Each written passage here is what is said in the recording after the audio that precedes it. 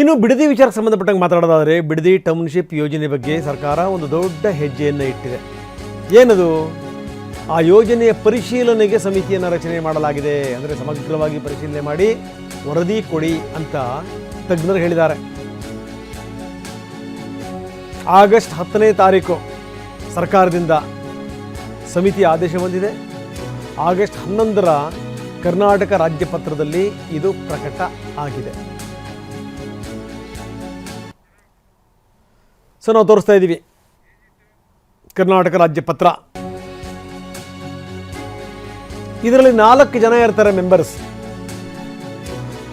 ನಿವೃತ್ತ ಮುಖ್ಯ ನ್ಯಾಯಮೂರ್ತಿ ನರೇಂದ್ರ ಅವರ ಅಧ್ಯಕ್ಷತೆಯಲ್ಲಿ ಈ ಸಮಿತಿ ರಚನೆ ಆಗುತ್ತೆ. ನಿವೃತ್ತ ಮುಖ್ಯ ಕಾರ್ಯದರ್ಶಿ ಎಸ್ ವಿ ರಂಗನಾಥ್ ಸಮಿತಿಯ ಸದಸ್ಯರಾಗಿರ್ತಾರೆ. ನಿವೃತ್ತ ಅಪರ ಮುಖ್ಯ ಕಾರ್ಯದರ್ಶಿ ಎಸ್ ಆರ್ ಉಮಾಶಂಕರ್ ಇರ್ತಾರೆ. ಮತ್ತು ಪ್ರಸನ್ನಕುಮಾರ್ ಸಮಿತಿಯ ಕಾರ್ಯದರ್ಶಿ ಆಗಿರ್ತಾರೆ. 1 ತಿಂಗಳು ಟೈಮ್ ಇದೆ ಅವರಿಗೆ. 1 ತಿಂಗಳಲ್ಲಿ ಇವರು ಸರ್ಕಾರಕ್ಕೆ ವರದಿ ಕೊಡಬೇಕು. ಅಂದರೆ ಬಿಡದಿ ಟೌನ್ಶಿಪ್ ಅದು ಅದರ ಸಾಧಕ ಬಾಧಕಗಳೇನೇನು, ಕಾನೂನಾತ್ಮಕ ಅಂಶಗಳೇನೇನು ಎತ್ತ ಅದೆಲ್ಲದರ ಬಗ್ಗೆ ಕೂಡ ಮಾನವೀಯ ದೃಷ್ಟಿಯಿಂದಲೂ ನೋಡಬೇಕು, ಸಮಗ್ರ ಅಭಿವೃದ್ಧಿಯ ಆಯಾಮಗಳ ದೃಷ್ಟಿಯಿಂದಲೂ ಕೂಡ ಪರಿಶೀಲನೆ ಮಾಡಬೇಕು. ಇದು ಸಂಗತಿ.